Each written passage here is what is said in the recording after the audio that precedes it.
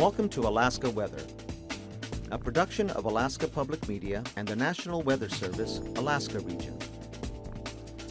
Produced and broadcast daily from the studios of KAKM, Alaska Weather provides complete forecasts, public, marine, and aviation for all of Alaska. Alaska Weather is made possible by the following sponsors. Alyeska Pipeline Service Company, fueling philanthropic programs and dedicated to creating educational and professional opportunities for Alaska Native people. Find a living in fisheries. The UAS Fisheries Technology Program offers online study from anywhere in Alaska, plus labs and workshops in many Alaska towns.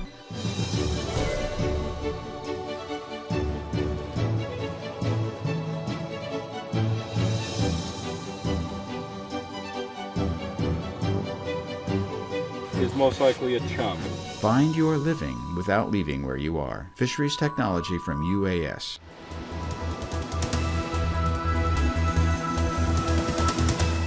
The National Weather Service. Hello again, everyone, and thanks so much for tuning in to this Sunday's edition of Alaska Weather. I'm Dave Percy, a meteorologist with the National Weather Service, and I'll be hosting today's show. Yesterday's satellite imagery showed what appeared to be a pretty formidable front pushing eastward and northward across the Bering Sea and the Aleutians. Otherwise, over the interior, just some variable clouds with areas of sunshine here, some clouds over the Alaska Range, southern Cook Inlet, another area of cloudiness here over the eastern interior, upper Tanana Valley and 40 Mile Country, and then a band of moisture cutting across the southern southeast coast, which most of that was sliding northward yesterday into western Canada. Then we'll see today that's kind of back to the west. Actually, another system developed here and pulled northward, and the front actually pulling back to the northwest a little bit there. So that kept some rain and gusty winds in over the southern and southeast panhandle today. And still some shower activity going on over the upper Tanana Valley, Northway to Tok, maybe Delta, but not quite making it up to Eagle. And some clouds and flurries up along the Arctic coast with continued brisk easterly winds there. And otherwise, partly to mostly sunny day here across much of the interior. Some clouds around, actually some isolated showers developing along the Alaska Range and other mountainous areas around the state. And this front here pushed eastward and a little bit to the north, still right back about through here, coming across down Alaska. And pretty windy conditions with rain and fog from the Alaska Peninsula up across the Pribs into the northern Bering Sea. Behind it, much lighter winds and scattered showers out to the west. And we'll roll it through again. Not too bad there for Kodiak Island. And actually this area of cloudiness here, not a lot of moisture with that, just some scattered showers through that area. And again, that extended up into the eastern interior. On the chart, here's the position of that front, roughly at midday today, right about through there. And gusty winds, 25 or actually 30 to 40 miles an hour there across the eastern Aleutians, especially in advance of the front, and extended up across the Pribilof Islands.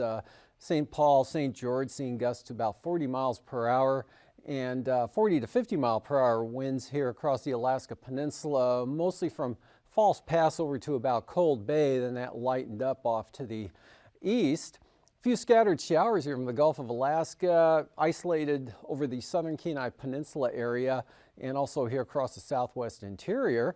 Looking at an area of light snow and fog for, again, the eastern Arctic coast, kind of trailing in to the upper Koyukuk Valley in the form of just a few flurries there, and then clouds near and north of the Brooks Range across the Arctic coast, and otherwise a little bit of moisture sliding northwestward here. Brought a little bit of light snow from close to the Nome area on up into the Bering Strait. Again, just widely scattered showers here. Scattered showers to the west of that front out over the remainder of the Aleutians.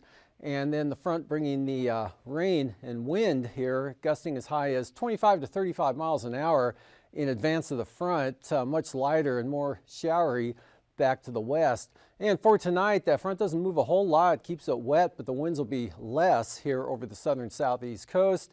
Scattered showers behind that, area of moisture here over the Wrangell Mountains, eastern Copper River Basin, again up across the upper Tanana Valley. Could be a little bit of shower activity continuing there, but partly to mostly or variable clouds. South central Alaska on up into the central interior, a little bit of moisture in the form of showers or possible rain and snow showers here up over the northwest interior, down across the eastern Norton Sound. And the main rain area now, and at least gale force winds this evening here for the Alaska Peninsula, but the gradient beginning to relax a little bit there. And so not quite as strong as today, but still pretty brisk up into the northern Bering Sea areas. And also those brisk easterly winds, 20 to 30 knots, continue for the Arctic coast down to about Point Hope. Behind the front, winds are quite light now, and just some widely scattered showers out across the Aleutian areas there, with the gradient to the south where the strongest winds will be. Not even small craft advisories in the forecast there for anywhere over the Aleutians. And looking ahead to tomorrow, again, some rain spreads up to the southwest portion of Kodiak Island, clouds increasing up across Fognak Island. Still a risk of a shower there at the southern Kenai Peninsula. Partly to mostly sunny for south central Alaska, northern Cook Inlet, Prince William Sound. Mostly cloudy, isolated showers along the Alaska Range there from the northeast Copper River Basin, a little bit to the north, and showers now diminishing tomorrow afternoon, especially over the southern panhandle here for the southeast coast, as a pretty good low pressure area pulls off to the northeast there. High pressure building in. Look for some partial clearing there from about Port Alexander down across Prince of Wales Island into Dixon Entrance. And for the Tuesday outlook, high pressure builds right in here, right over, almost right over Yakutat. So skies will be mostly sunny, winds will be light, and the clockwise flow around that high center should keep the clouds and showers out to the west. Rain, Kodiak Island, and a little gusty on the winds there. Rain spreads northward here across the southern Kenai Peninsula into western Prince William Sound, as well as along the eastern slopes of the western Alaska Range. Chance of rain there as well. Areas of light rain across Bristol Bay and the Yukon Delta coast areas. Risk of some snow showers, light snow showers up over the northwest interior. And another system here spreading moisture northward to the so look for rain to develop here along the Alaska Peninsula during the afternoon hours. Otherwise, scattered showers for the rest of the Aleutians and light winds once again. Temperatures today, lower 50s here, south central Alaska. Cordova did push up to 59 this afternoon, 51 in Gulkana. Upper 40s to lower 50s there across the southeast coast. And up to the north, upper 40s to lower 50s in the Tanana Valley, with Fairbanks recording 53. 36 at Fort Yukon, 34 at Bettles, and then much cooler up there at Anatuvik with just 7 above, but 20 degrees above that over at Arctic Village. And for the Arctic coast, mostly in the single numbers here, except Kaktovik up to 18, 20s. Kotzebue Sound at 25 there at Kotzebue, but just 12 at Daring, 5 degrees over at Tin City, but up to 38 at Nome. Upper 40s there for the Kuskokwim Valley, on down to Bethel, where they reached 51, 35 at Amonik, and 34 at Makoriak. Off out over the Aleutians, 40s lower to mid for the zones out there, and near 40 for the Pribilofs, upper 30s to upper 40s here for the Alaska Peninsula, with King Salmon reaching 51. For the lows tonight, near or just above zero here for the Arctic coast and North Slope areas. South of the Brooks Range in the 20s to lower 30s here over a good portion of the southwest interior into Bristol Bay. Lower 20s, St. Lawrence Island, 30s for the Pribilofs and the Aleutians, and lower to mid 40s here for the southeast coast. Highs for tomorrow, again, single numbers there along the Arctic coast, teens over the North Slope areas, and then milder south of the mountains there with upper 30s to near 50 down in toward the Fairbanks area again. Lower 50s from the Kuskokwim Valley out down toward the Yukon and Kuskokwim Delta areas, as well as Bristol Bay up into the lower 50s, south central Alaska, upper 40s to lower 50s for the southeast coast. Flying weather tomorrow morning. Pretty good VFR through much of the interior, some marginal stuff possible from about Eagle down across the eastern Copper River Basin into the North Gulf Coast, and then with that frontal boundary there through the Panhandle, some marginal VFR in store for that location. IFR for the central Arctic coast, otherwise marginal up there. A lot of IFR out over the Bering Sea, but just marginal down over the eastern Aleutians and the south side of the Alaska Peninsula. For the afternoon, marginal VFR spreads to Kodiak Island. VFR takes over the eastern Aleutians, IFR up across St. Lawrence Island to the western Seward Peninsula, and some marginal VFR here for the northern Panhandle. VFR in the interior, IFR eastern Arctic coast. Passes, Anaktuvik, VFR mostly, possible marginal conditions at times. Same thing for Addington, but Lake Clark and Merrill, rainy, all VFR, windy VFR. Isabel, Mentasta, VFR, as well as Tonita, VFR. And White Screen, Chilcoot and White, marginal VFR. And for the freezing levels, 2,000 feet here, southern Seward Peninsula, right down across the Kenai Peninsula. Otherwise, at the surface, late tonight, early tomorrow morning, in across the Yukon Delta, Susitna Valley, on just north of Yakutat, and 4,000 feet here across the southeast coast. Icing, 2 to 12,000 feet, northern Panhandle, up along the eastern interior. And then with that front out here, look for some light to isolated moderate rime icing, 3 to 18,000 feet, Alaska Peninsula into the northern Bering Sea. Upper level wind flow chart showing trough here south of the Alaska Peninsula, basic ridging here through the interior areas. And looking at 9,000 feet, pretty light and variable through much of interior Alaska. Easterlies up to 30 for the Arctic coast, and light winds for the Panhandle. And out to the west, pretty light winds as well, just 15 to 20 knots over the Bering Sea and the Aleutians.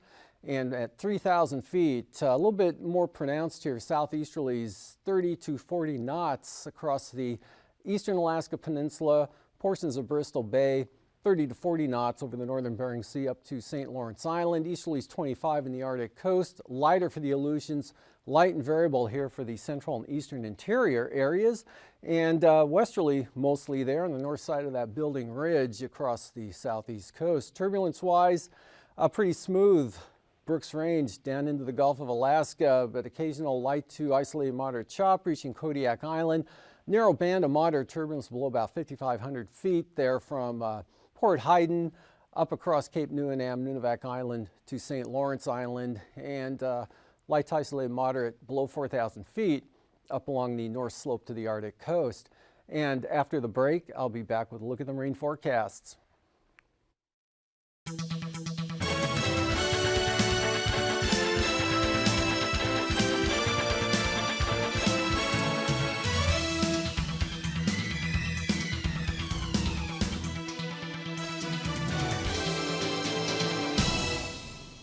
Just going to read some facts to you. Sure. I pulled these up off the web page actually last night, and I thought they were very interesting. It says during a 3-year average of tornadoes taken from 1999 to 2002, there was an average in that 3 years of 1,209 tornadoes, an average of 54 deaths in that time period.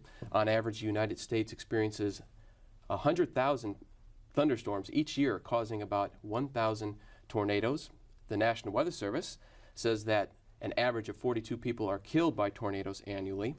One lightning casualty occurs every 86,000 flashes in the United States, and one death occurred for every 345,000 flashes. Also, average number of lightning strikes worldwide per day, 8.6 million, and the average number of lightning strikes in the USA per day is about 20 million. That's a lot of facts and statistics. Do we have anything for Alaska? Actually, we do, and have started developing what we call a climatology of severe convection here in Alaska, and that's somewhat of a relative term compared to the lower 48.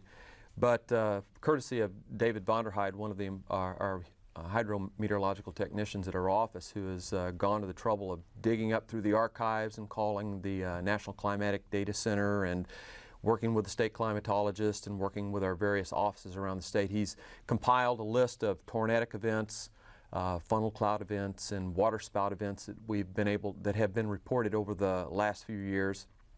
And It is very interesting that we do have a considerable number more severe events than would be have been reported, I guess, in the encyclopedias and some of the other weather lore books that have been published over the previous few years. Well, it sounds like a daunting task to be able to compile this stuff, and I'm certainly looking forward to looking at it too, because Sure. I know exactly what you're saying. You look in some of these books and they just are lacking the knowledge, or the statistics for that matter, Sure. of what really does occur up here, because we know we get these tornadoes and lightning and lots of thunderstorms, and that's a good segue into my next question. We have seen recently several reports of funnel clouds. I can think of a couple right off the top of my head. One that was near King Salmon, Right. and also one that was in the newspaper. It was up near Denali Park. I remember seeing it in the, I don't know if it was the front page, but it was in the newspaper. Yes. So they're there. But I want to explain the difference to the viewers out there between a funnel cloud and a tornado. Sure. Okay. It's really kind of complex because, because I did a little bit of research and kind of refreshing my memory, because I used to do a lot of research in severe weather back in graduate school, and also in my previous life before I came to Alaska. And there's actually a couple of different ways that funnel clouds can form. And a lot of people, we have a lot of reports of funnel clouds and what we call water spouts. And people want to know, well, is a water spout a tornado? Are they do they form the same way? And it's very interesting. And that all really folds into Alaska weather and Alaska severe weather, because so much of our population spends time on the water, either commercial fishing or recreational fishing. And we get a lot of reports of water spouts. Mm-hmm. And it's kind of specifically, you were talking about the one that we kind of did a little research into, was the report of a funnel cloud in the King Salmon area earlier in the summer. And we, after doing some research on it, came to the conclusion that it was a tornadic funnel, a true tornadic funnel that forms in the same sort of way that a tornado would form actually in the lower 48, which is kind of astounding. We looked at the radar data that we have from the King Salmon radar. We also looked at some other information, meteorological information, and it was pretty conclusive that that particular funnel was a true tornadic funnel, as opposed to a lot of the water spouts that we get reported not only in the Gulf of Alaska and in Bristol Bay and off the coast of in Norton Sound. We definitely have reports of the water spouts. And what happens there, the difference between a tornado and a water spout, what we call a fair weather water spout, is that tornadoes tend to form in the cloud and work their way down towards the surface. Where in a water spout, in which the predominant kind of water spout, what is termed a fair weather water spout, tends to form because of some phenomenon where you have a warm land and maybe an orientation of the terrain that you have, right, like at Bristol Bay, where you have kind of an apex, kind of a somewhat triangular looking terrain and geography. And you have the lower air portion of the atmosphere starts to kind of get a twist in it, and you get a little bit of what we call convergence. The colder air meets the warmer air, and it actually causes the twist in the clouds, and the funnel works its way up from the bottom to the base of the cloud. Interesting. And the water spout, the true fair weather water spout, tends to have very slow motion. In other words, it doesn't translate very rapidly, nor do the rotational velocities associated with a fair weather spout tend to be much less than a tornadic storm. But again, to relate that the storm that we studied in the King Salmon area earlier this summer, by all indications, it was what we would term true Midwest convection, severe weather type of tornado, even though there was no report actually of it touching the ground. Which really gets into your other question, was what's the difference between a tornado and a funnel? A funnel is nothing more than a tornado who with no indication of the funnel touching the ground. Right. Well, I'm going to throw another term out at you that I've seen tossed around a bit. Cold air funnels. Right. Can you explain just briefly? Not too technical. Not too technical. can you give us an idea of what cold air funnels are? Sure. Cold air funnels, and we see a lot of them here in Alaska. Believe it or not, we get them quite a bit. I've actually seen one or two myself. I used to live in Montana, and when I worked for the Weather Service down there a number of years ago, and they're very common in the northern portion of the United States. And remember we were talking about how thunderstorms form and how convection forms. A lot of times if it's really cold, and we see cold air funnels predominantly in the wintertime or in the colder portion of the year. And it's when the ground's really not warm, when it gets into the standard way we have convection, like in the Midwest, where you got a warm ground heating things up in the upper atmosphere. Maybe it's a little bit colder such that you can cause the thunderstorm to build. In the cold air funnel case, it's really not very warm in the low levels, and what happens is the upper atmosphere in the cloud area is extraordinarily cold compared to the ground. It's not that the ground is so warm, but it's so cold, and we get one of these cold core lows will move across. And actually what happens is it's a very thin layer of the atmosphere is what we call unstable.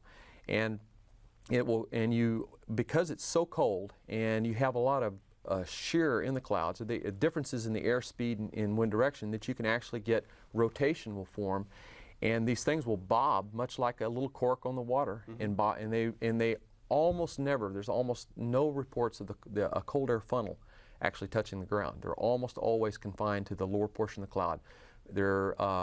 Very little has been done in terms of the dynamics and studying, because it's not very glamorous, because there's no damage related to these, and they don't generally affect aviation or anything like this. They're just kind of a nice visual phenomenon. I remember we had one that rolled through Madison, Wisconsin when I was in college, that there was reported a cold air funnel. It was in the late fall, I think, is when it occurred. So those are very interesting to me indeed. We have some web links that we're going to post on the television now, and certainly I invite everyone out there to check it out if you have access to a computer. Some of these links talk about severe weather and safety tips, and also talk about, at least the NOAA ones do, about a really unique campaign that they are doing right now. It's called Lightning Kills, Play It Safe, and it's aimed at lowering deaths and injuries related to lightning. So if you have a chance to check that out, it's pretty interesting. Thank you, Carvin, for joining us today. I appreciate you coming in and talking to me and the viewers out there. Well, thanks for inviting me, Jim. I appreciate it. Okay. Welcome back. We'll look for westerly winds at about 15 knots here for the south coast. South to southwest at the same speed for the north coast. Lynn Canal area, south 15 up to 20 knots here for Stevens Passage, and the southern inside waters mostly southwest at around 15. So pretty light winds, and the seas just 6 feet out here along the coast. And then for Tuesday, southeast 10 to 15 with pretty slight seas here for the northern coast, and then offshore flow, high pressure right in this area, so northwest 15 for Lynn Canal, northerlies here through the central and southern inside waters, northeast here south of Sitka on down toward Dixon Entrance, but only 10 to 15 knots with 4 to 5 foot seas. And for Prince William Sound tomorrow, east at 15, same thing for the North Gulf Coast, light easterlies for northern Cook Inlet, but up to 20 knots south of the Forelands. Small craft advisories here for the Barren Islands, Kodiak Island, east to southeast winds at 25 to 30 knots. And then for Tuesday, no change for Prince William Sound, east of 15, 3 foot seas, northeast 15 there for northern Cook Inlet, but through the Forelands into the south, that'll pick up to 20 knots. And then we've got some gales in the forecast here for Kachemak Bay in toward Augustine Island for minimum gales at about 35, easterlies at 30 for Shelikof Strait, the Barren Islands, southeast for the east side of Kodiak Island, and easterlies 20 to 25 knots from the North Gulf Coast. Bristol Bay, east 30 tomorrow, southeast 30 knots from Sitkinak to Castle Cape, and then from Castle Cape up toward Bristol Bay, southeast 25. For Tuesday, small craft advisories continue here for Bristol Bay. Otherwise, southeast 20 to 25 knots here from Sitkinak to Castle Cape and most of the Alaska Peninsula. Out in the Aleutians, westerlies 20 knots or less there for the western zones here, and then light variable conditions for Adak and Atka, also for the areas from about Nikolsky westward there. And then you pick up more general direction out of the southwest, but only 15 knots for the Fox Islands. And then those swing around to the southeast at 20 with 6 to 11 foot seas here, mostly across Unalaska Island. And then light and variable conditions from, again, about Nikolsky on out to Adak, 10 knots with 5 foot seas on the Bering Sea side to 9 to 11 on the Pacific side. Light northwesterlies there for the western zones. And for St. Lawrence Island, heavy freezing spray warning through tomorrow, east at 30 knots. Brisk wind advisories here from north of Nunivak Island across the northern Bering Sea, east 30 knots for Kuskokwim Bay, southeast 20 for the Pribilofs. Those drop off to 15 there for the Pribilofs, more out of the east though. Small craft advisories here all along the southwest coast. Brisk wind advisories continue for St. Lawrence Island, and east winds 25 across the northern Bering Sea. Up across the Arctic coast, east to northeast winds at about 20 here to the central areas, and then that increases to 30 knots all the way down to Point Hope, and then falls back to 15 out of the northeast across the southeast Chukchi Sea to the Bering Strait. And then pretty much easterly everywhere for Tuesday, 20 to 25 knots, the entire stretch of the coastline all the way down to the Bering Strait. For tonight, again, this front weakening as it pushes eastward here, but that'll bring an increase in the chance of rain for Nunivak Island, and rain or snow maybe for St. Lawrence Island. Gales continue at least through tonight here for the Alaska Peninsula on up into the northern Bering Sea. Otherwise, low here moving into the Gulf of Alaska should bring a little bit more moisture up to the eastern North Gulf Coast, and this front will keep it wet but less windy for the southern panhandle, otherwise variably cloudy over the interior. And Monday looks like this, and Tuesday like that. Have a great evening. These forecasts are to be used for planning purposes only. Call 1-800-WX-BRIEF for a formal pre-flight briefing. Always file a flight plan before you go flying. The U.S. Coast Guard Auxiliary urges you to leave a float plan with a friend or the harbor master before you go boating. Alaska Weather is made possible by the following sponsors.